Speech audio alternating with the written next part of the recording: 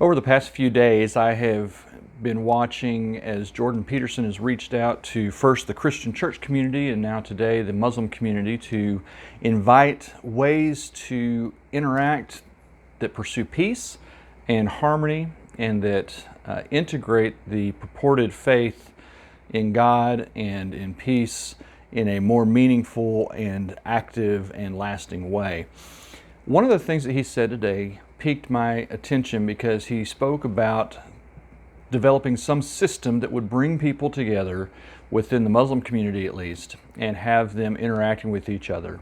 And he said to reach out and to share what it is that might look like and if anybody was doing that. Several years ago, as I was finishing out my doctoral studies, I had prison inmates that I was working with in my capacity as a volunteer, a religious volunteer within the state of Arkansas, ask me why they couldn't have education.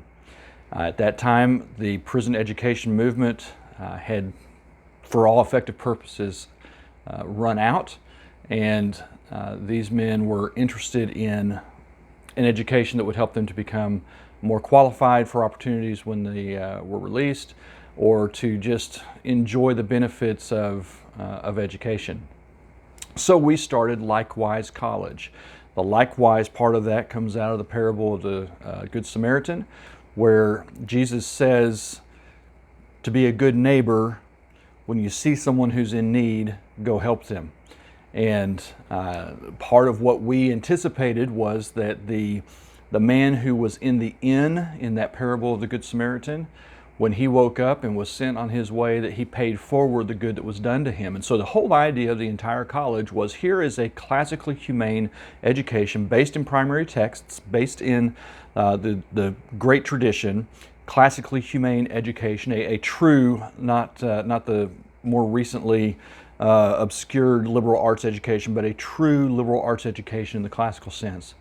And that they would take those lessons in self-discovery, of integration with a meaningful and worthwhile past, and an intellectual tradition of conversation and peaceful dispute and civil, the civic forum, that they would take that and the lessons in leadership that they had gained and not only use that within the prison system to make it a better place, but as they went home to their communities to pay that forward into their communities and make those places that had failed them growing up into better places where the next generation could have a greater opportunity to succeed.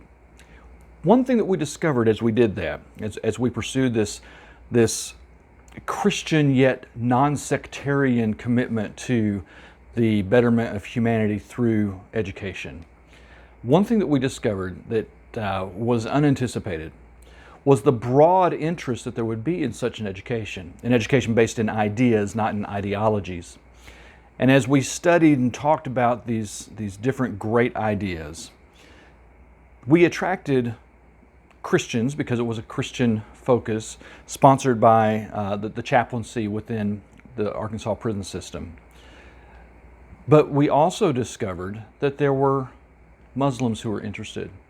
There were agnostics, atheists, all manner of folk from the Christendom sphere. We had Catholics and Methodists and all manner of Protestants and Baptists and Christian church and agnostics and atheists.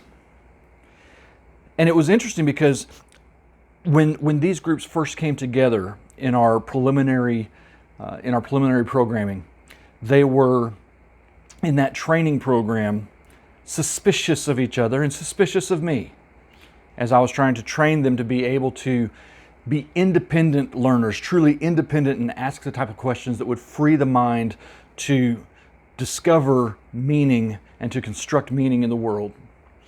And we had Muslims at the same table as Christians and Wiccans, which were a lot of fun, and atheists and agnostics. We had Black Panther leaders in the prison sitting next to Mexican Mafia and Aryan Nation.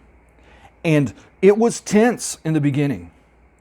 And I was always aware that the types of questions that we were asking, these meaning-seeking questions, could very well pit man against man. And these are men who have demonstrated their capacity to, when words fail, succeed to some extent, at least whatever meaningful extent they believed it would be, to succeed through violence. And so this was a very potentially dangerous table to be sitting at with convicted criminals from a wide variety of very strong and militant backgrounds. Then an amazing thing happened. Brene Brown talks about how when we express vulnerability to someone else, that gives them an opportunity to express empathy, and that it's in the expression of vulnerability and empathy that we develop relationship, and that there is no relationship without vulnerability and empathy, because relationship is based on trust, and without trust there can be no relationship. And what we found was these men who were not used to talking to each other, and if we were to ask them to talk to each other about contemporary ideas, we would have problems. That it was easy for them to admit vulnerability in something like, I don't really understand what Aristotle means when he's talking about the idea of happiness. That's a safe place. And everybody could equally beat up on Aristotle, because Aristotle is in the room as an expert, but who really understands Aristotle completely other than Aristotle? And so someone would say, I don't understand this about what I read. That's an expression of vulnerability. And then the other couple dozen men in the room would have the opportunity to respond to that question, looking to the text for some answer of what does Aristotle mean when he's talking about happiness. And that was empathy. And within just a few short sessions, these men were no longer coming in suspicious of each other, but they were excited to learn each other's perspectives about these great ideas with which we were grappling.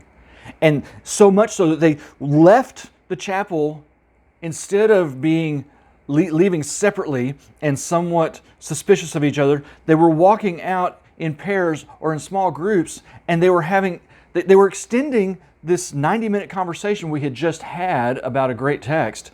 They were extending that conversation as they walked back into the prison, and they left the prison as individuals from desperate groups, and they came back into the prison in groups of peace and harmony, pursuing the discovery of truth.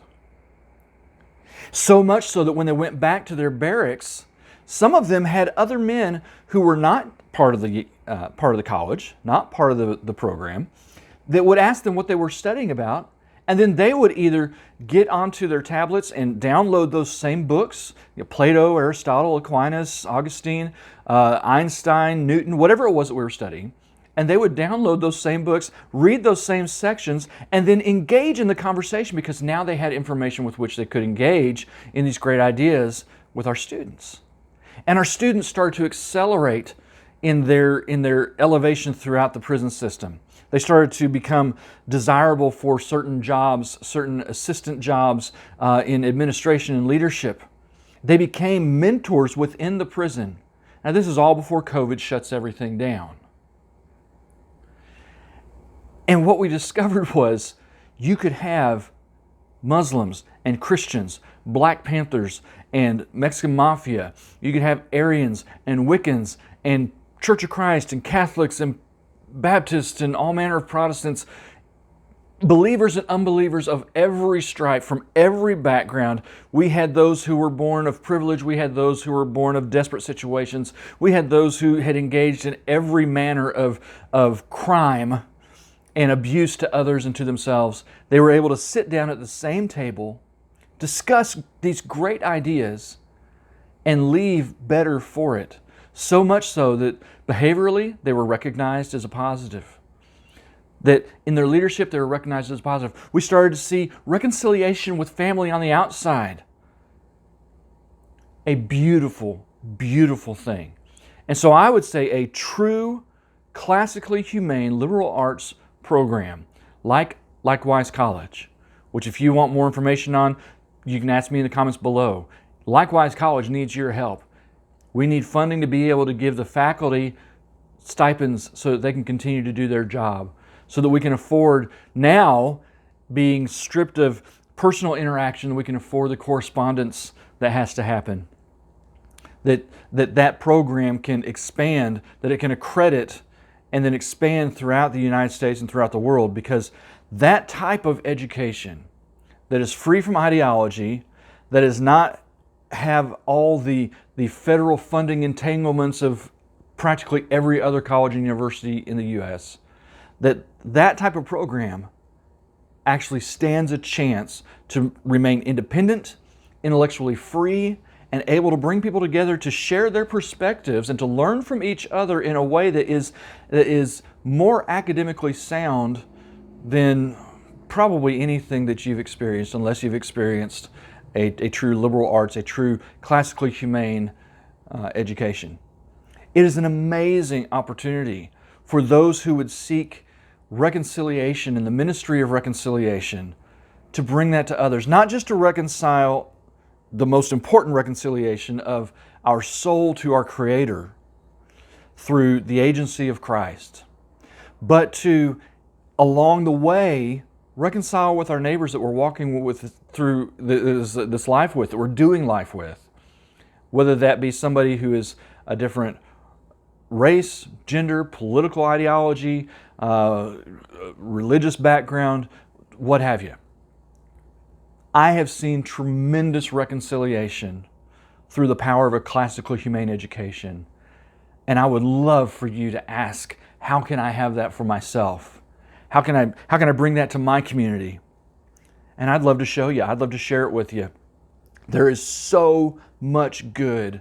There is so much potential for good in this world if we can just come and share perspective with each other, to respect each other, to tolerate the pursuit of truth, and to shun ideological desires, and rather, what are some ideas around which we can champion each other?